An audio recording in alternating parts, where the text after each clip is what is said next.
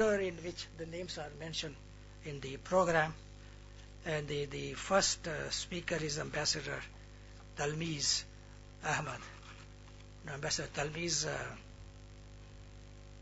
I think is well known to certainly all the Indian participants, and I bet to many of the foreign participants also. He joined the Indian Foreign Service in 1974 and served as India's ambassador to Saudi Arabia twice, 2000 to 2003 and 2010-11. Ambassador to Oman 2003 and 4 and United Arab Emirates 2007-10. He was also Additional Secretary for International Cooperation in the Ministry of Petroleum and Natural Gas. In July 2011, the Saudi government conferred on him the King Abdul Aziz Medal First Class for his contribution to the promotion of Indo-Saudi relations. Since retirement, he is working with an energy company in Dubai. He has published 2 books, Reform in the Arab World and Children of Abraham at War, The Clash of Messianic Militarism. He writes and lectures frequently on political Islam, the politics of West Asia, and energy security issues. He is going to speak to us on Islamist discourse and the politics in the aftermath of the Arab Spring. Ambassador Talmiz.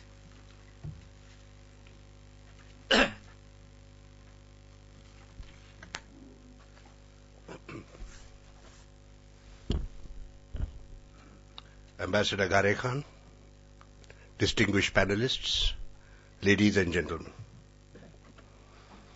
Islam is too much with us. For the last 30 years, we have experienced the global jihad in Afghanistan, then the rise of the Taliban, the rise of the Al-Qaeda, the events of 9/11, and finally the assassination of Osama bin Laden. And then there was a certain hiatus, and it appeared as if radical Islam would retreat in the face of the Arab Spring. And then, even as the Arab Spring emerged and began to take shape, once again we find Islam is very much with us. This time, not in opposition, but in government. The Islam that we have seen and experienced over, say, the last 100 years has manifested its radical aspect. But Islam, in terms of its history, in terms of its theology, in terms of its practice, in terms of its politics, has been much more complex, much more diverse, much more multichromatic than the events of the last few decades would suggest. Now that we are going to experience Islam in government in major parts of the Arab world and not any longer in opposition, it's important that we take a look at the kind of discourse that is likely to emerge.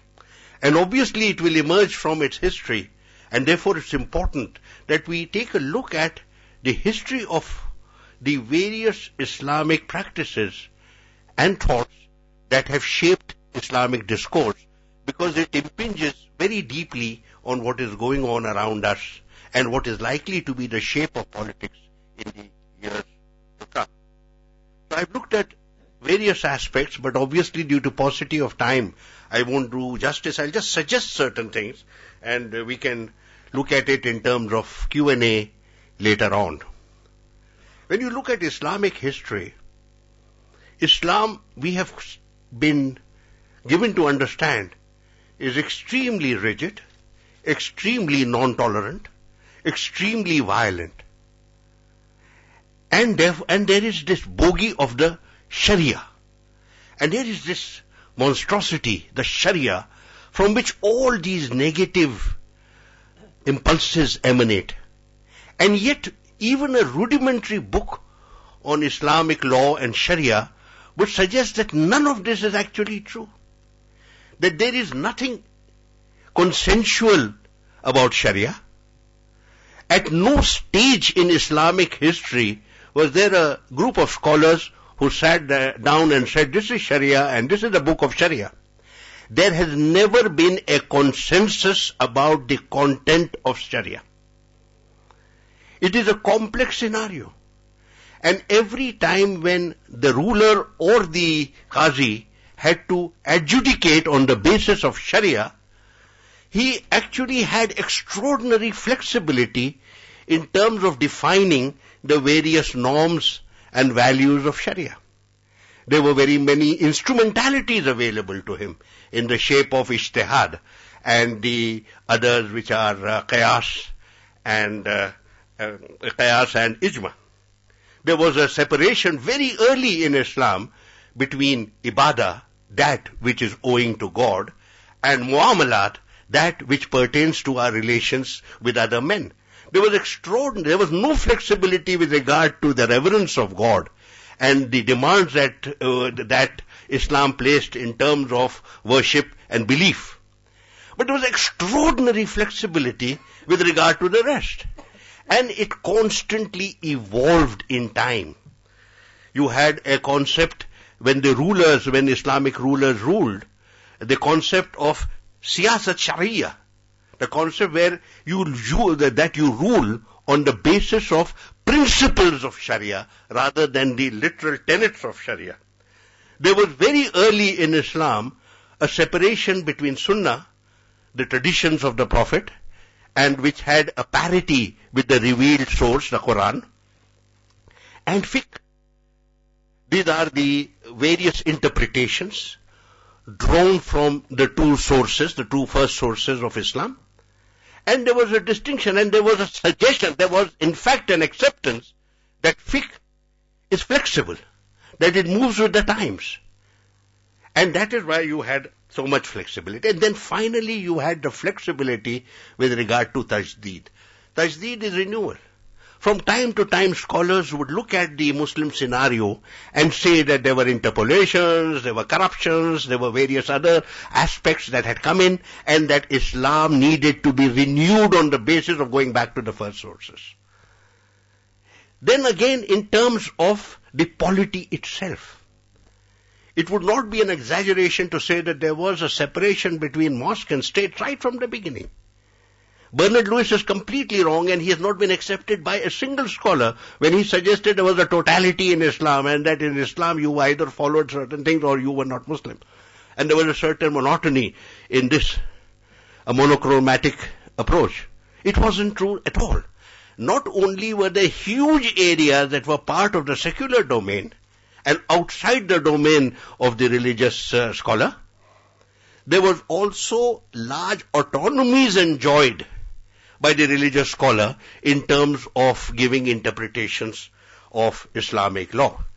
Now, all of this I have summarized. It's a very complex subject, but I have summarized it just to suggest to you that Osama bin Laden and Ayman Zawahiri do not between them encompass the entire domain of Islamic Sharia.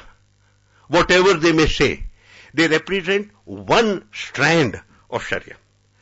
Now coming to the contemporary challenge, from where did Islamism or political Islam emerge? It emerged from the experience of colonialism. Colonialism had a complex, very powerful, extremely overwhelming, a very deeply troubling, traumatic experience for the entire colonized world. Of course, it had a similar impact in the Muslim world. But in the Muslim world, it was even deeper perhaps because the Muslims had been led to believe that they are the legatees, they are the inheritors of the message of God. And that because they are the recipients of this message, this unique message, it makes them a special people, indeed a chosen people. How is it now? And therefore, because of this message, they were extraordinarily victorious. An entire swaths of territory, all the way from North Africa up to Indonesia, became Muslim. There must be something right about the message. And then there was retreat. There was defeat and there was retreat. And finally there was total occupation. And then they started wondering, where did we go wrong? There cannot be something wrong as far as the message is concerned, so it must be something wrong with us. So there was a review. There was an introspection, an extremely painful introspection. Just like this introspection occurred in our own country, it had three strands that emerged. One strand, minority, small, suggested a rejection of this tradition, of Islam and its entire tradition, saying that this has kept us backward. We have missed out on science and technology. We missed out on all the achievements of modern times. That we have to be modern, and to be modern, we have to reject Islam from our life. There was another group that said that Islam is the essence of our life and of our achievement, and defines who we are. What is wrong is not with Islam, but it is wrong with us. And we need to go back to the past, to the first sources, to pristine Islam, and review the way we have been living and restructure our lives with a new message that is based on a fresh understanding of the first sources. And then, as usual, there was people in between who said, yes, we cannot abandon Islam. Islam is us, and we are Islam. Islam defines us as a people. Islam defines our culture. It defines the way we are and who we are. But at the same time, we cannot remain mired in 7th century and 8th century diktat. We have to take a fresh look. We have to go back to the sources, but draw from those sources those elements, principles and values that are relevant to modern times. So you had in the 19th century 3 great scholars, Jamaluddin Afghani, Muhammad Abdu and Rashid Rada. They were interesting and complex people. And Pankaj Mishra has now gone back and tried to explain Jamaluddin Afghani to us. A very, very interesting and complex character. Some say he was Shia, some say he was Afghani, some say he was Iranian. He in fact he wasn't ever clear, but he was always a Muslim. And his campaign was not religious as such, it was anti-imperialist. But he took the instruments of religion. And then you have these two, Muhammad Abdu and Rashid Rada. Muhammad Abdu was a true liberal in the best sense of the word, in the modern sense of the word. Somewhat similar to Gopal Krishna Gokhale or of Agarkar or later on Jawaharlal Nehru. He believed in Islam. He believed that we were defined by Islam. But he also felt that we need to be modern. And there must be a bringing together. And he then used the same instrumentalities that Islam has traditionally had. The instrumentalities of Ishtihar, Qiyas and Ijma. And the tradition of Tajdeed, renewal. Then you had Rashid Rada. Rashid Rada started as the student and disciple of Muhammad Abdu. But later in his life, he became more and more conservative, more traditional. He came under the influence of Wahhabiyya in Saudi Arabia. So you therefore have set up 2 very clear strands in Islamic intellectual life at the dawn of the 20th century. The liberalism of Muhammad Abdu and the traditionalism of Rashid Rada. But both of them said we must go back to the roots, to the fundamentals. But from this basic common precept, they drew different lessons, different traditions, and this is what influenced Islamic thinking, Muslim thinking through the 20th century. You had the liberals and you had the traditionalists. And this is how the pattern continued. But to complicate the scenario further, the political domain, throughout this period, the political domain was controlled by the secularists, the very first people who rejected Islam. They actually controlled the Muslim world in terms of its political order, except for Saudi Arabia and a few others who were at that time not politically significant. All the other countries were secular in character. They had been tremendously influenced by Western presence. It started in the late 19th century with the Ottoman Empire, and across various parts of the Arab world, there was a massive penetration and intrusion of Western precepts, Western life, and therefore that small group of secularists indeed dominated the political scenario. And who were they at odds with? With the Islamists. Islamism is the attempt, it has many definitions. Islamism is the attempt to define and shape social, cultural and political life on the basis of Islamic precepts and practices.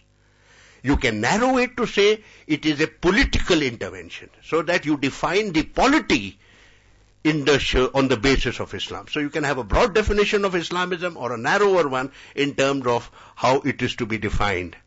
But the fact is that the Islamic order they looked at, more and more through the 20th century, because it was oppositional in character, and the secular order was extremely harsh and cruel, and incarcerated a whole lot of them and executed them from time to time, the discourse that emerged became increasingly strident. And therefore the dominant discourse was not the liberal discourse of Muhammad Abdu. It went even beyond the traditionalism of Rashid Rada. It was influenced by Maududi and Sayyid Qutb. And this is the pattern that you see. The pattern is increasing domination of Islamic discourse by the radical elements, the literalist elements, the non-tolerant element. And this is how it was shaped.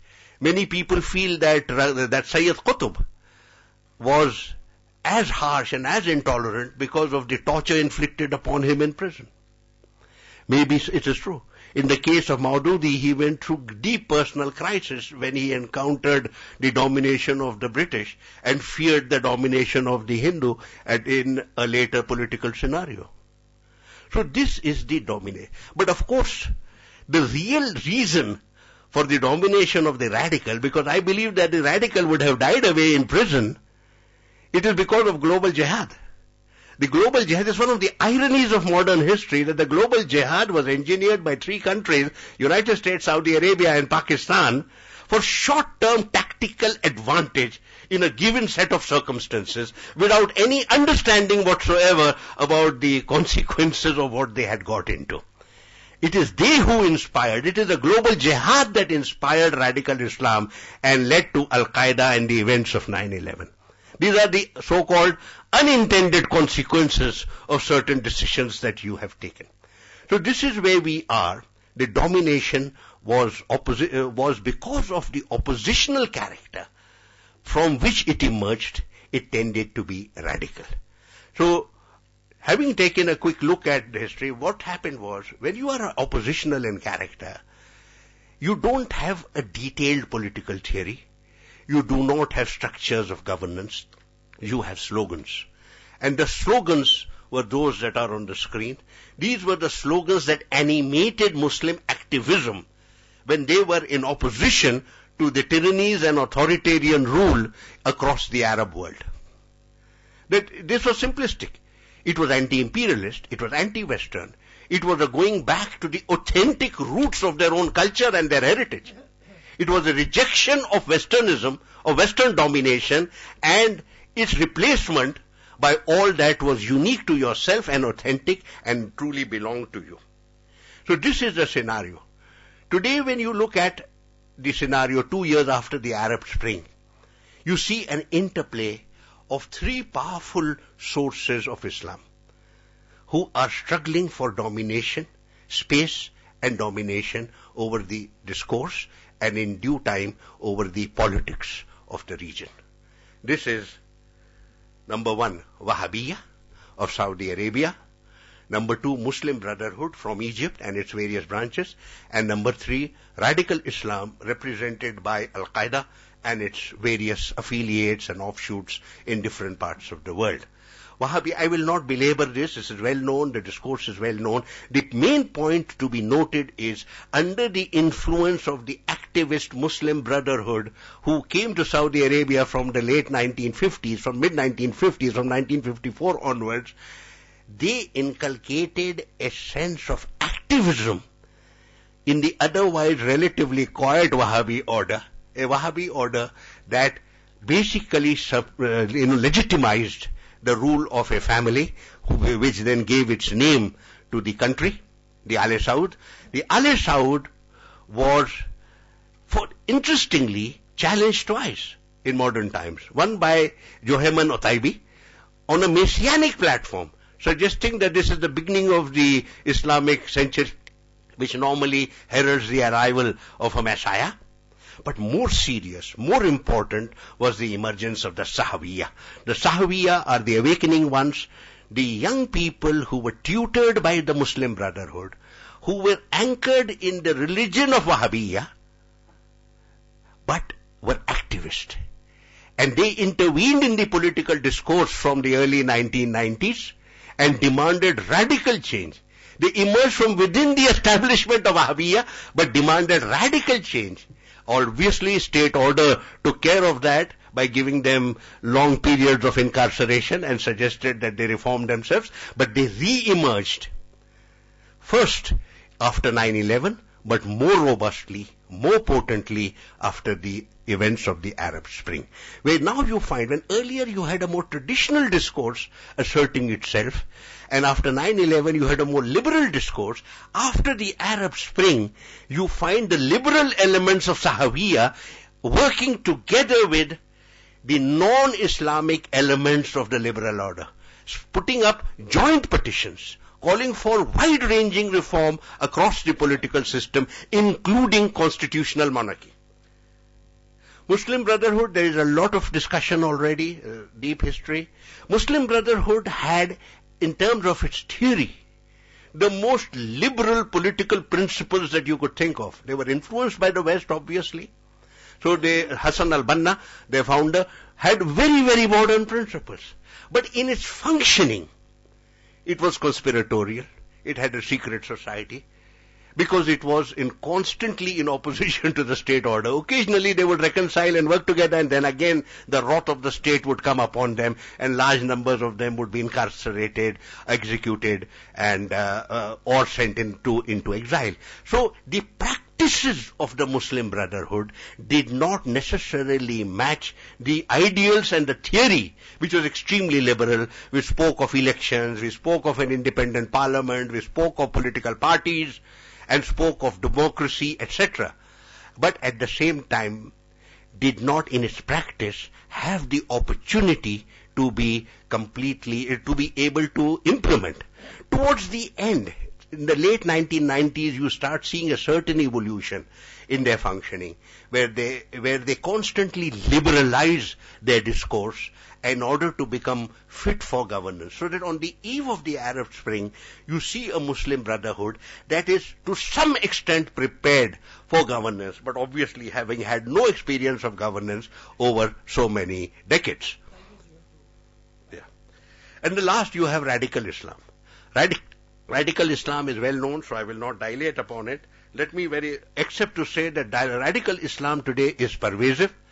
It is today, there has been no moment when you could say that it has died away.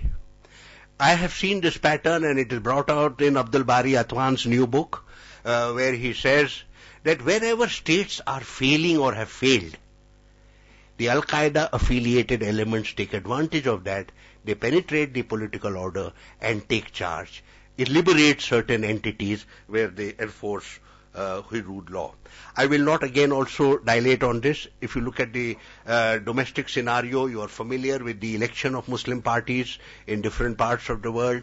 But more importantly, there is a burgeoning sectarian divide, primarily due to the confrontation between Saudi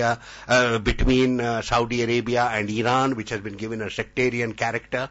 You have seen also the proliferation of radical Islam, starting from Yemen, going into Somalia, and then penetrating Northwest Africa. Syria is the battleground, the present battleground for Wahhabiyya and Wahhabiyya-oriented elements who are calling themselves Sunni elements versus what they call the Shia elements on the other side. So it is a geopolitical conflict as also a sectarian conflict. And in this scenario, you have the Muslim monarchies who suggest that they are to considerable extent immune from the wave of change, but frankly they are not. They have internal fragilities which are significant and which are well known and widely understood. In the regional scenario, I have put down 3 points as I see them. Number one, a divide, is a deep sectarian divide, which I have mentioned. Increasing divide between the GCC countries on the one hand and Egypt on the other, with the exception of Qatar.